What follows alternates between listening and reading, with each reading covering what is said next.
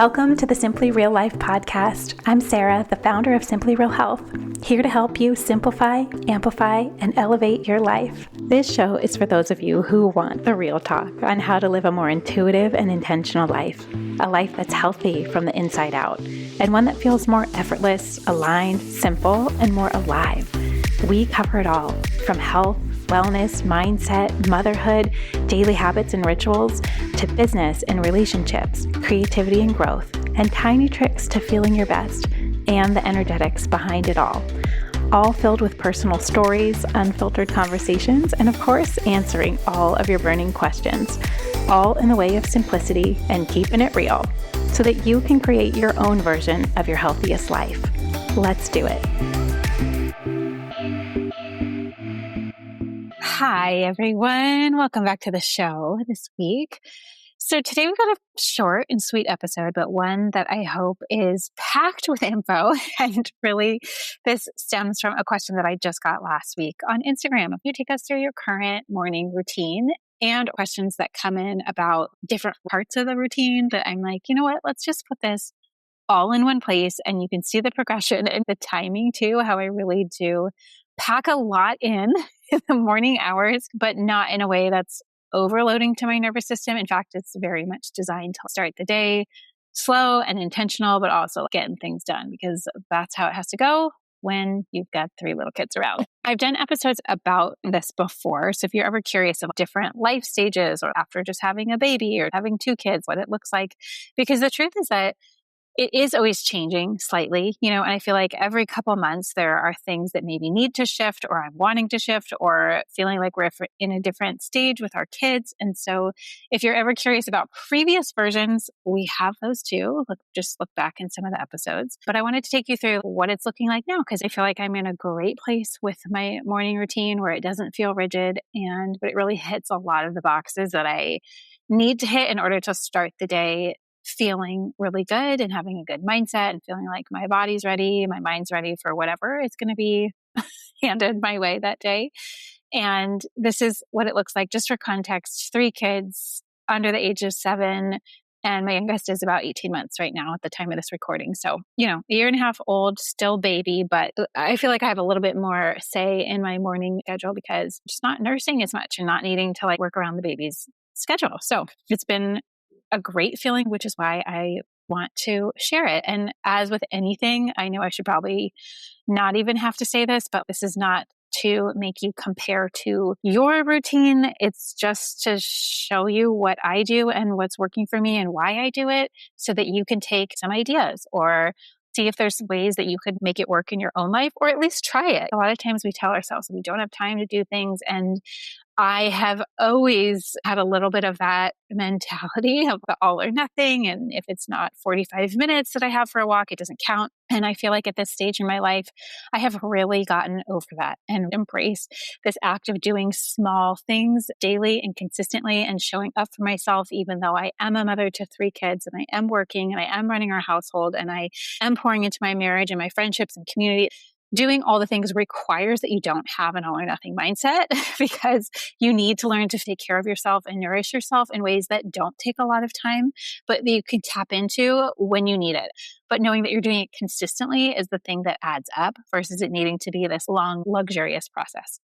So in the morning, I set my alarm. I get up before my kids, and that is pretty much a non-negotiable for me in order to set my day up in a way that feels like I'm not rushed. I don't have frantic energy. That's really important to me, especially as I set the tone for our family and for our home. So if I feel calm, then the chances of other people also picking up on that energy are pretty high. And so I make it a big priority to do that, which means setting my alarm, honestly, not even that much more than when my kids wake up, but making sure that I at least have 10 to 15 minutes alone. And then the rest of my routine I'm doing as they are around. So for me, I usually set my alarm for 6:15. So first thing I do, I'll take you through line by line. First thing I do, wake up.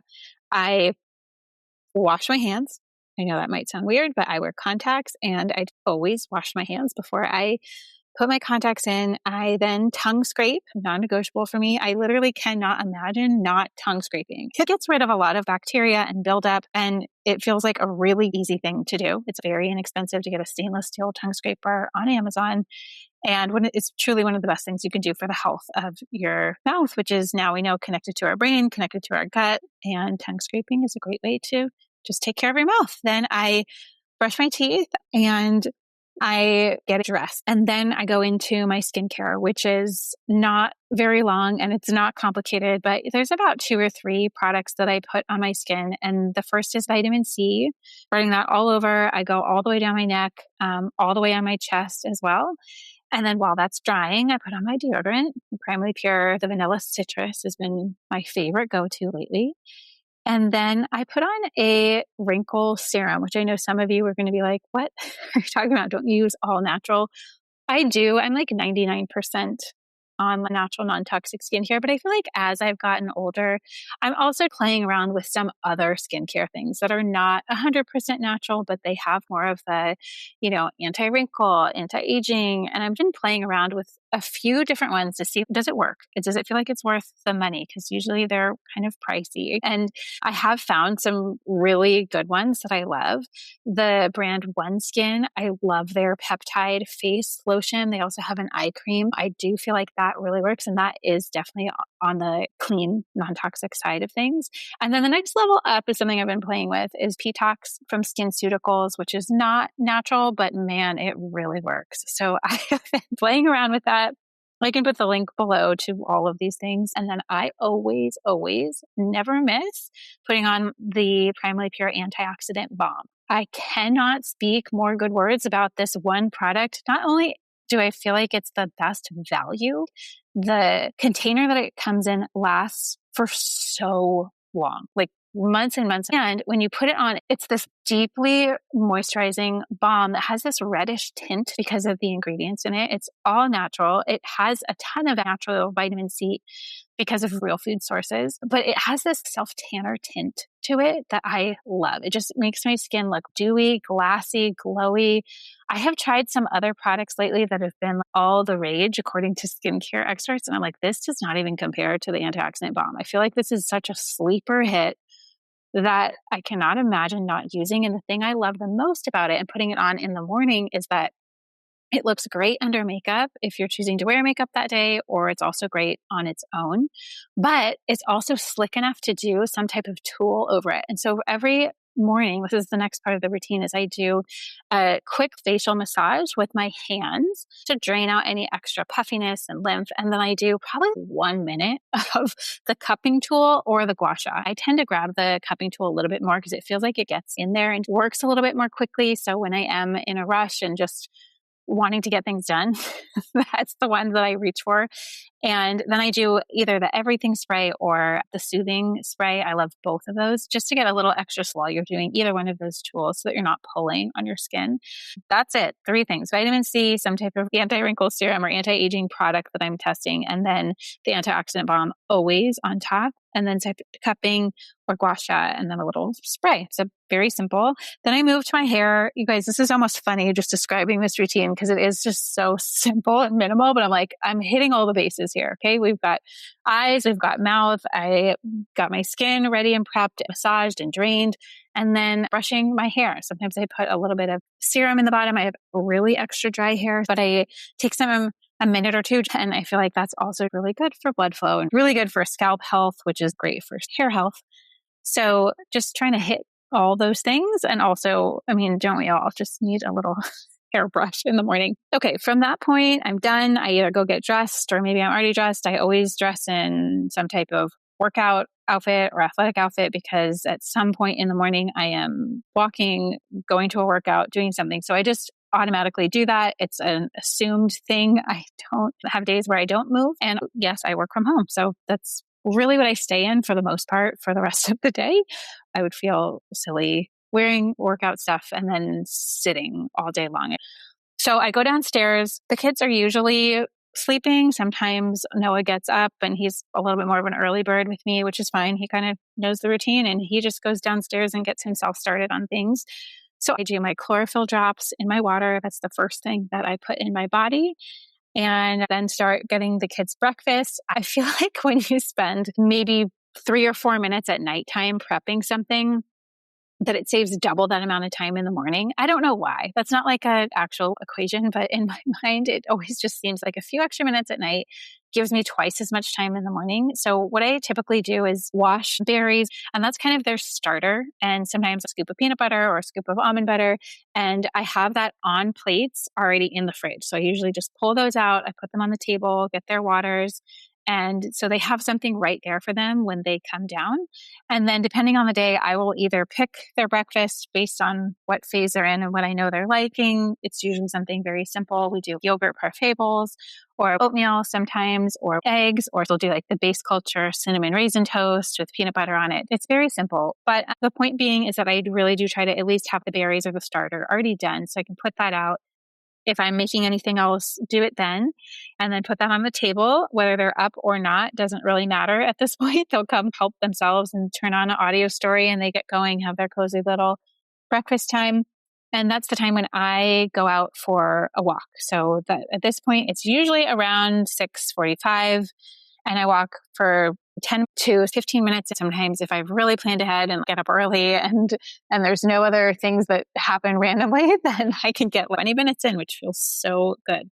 So I go out for my walk. The walk is more than a walk. It is a time when I do not look at my phone. I do not look at anything else. My phone is actually still on, like the Bluetooth is off, the Wi-Fi is off. It's on airplane mode still.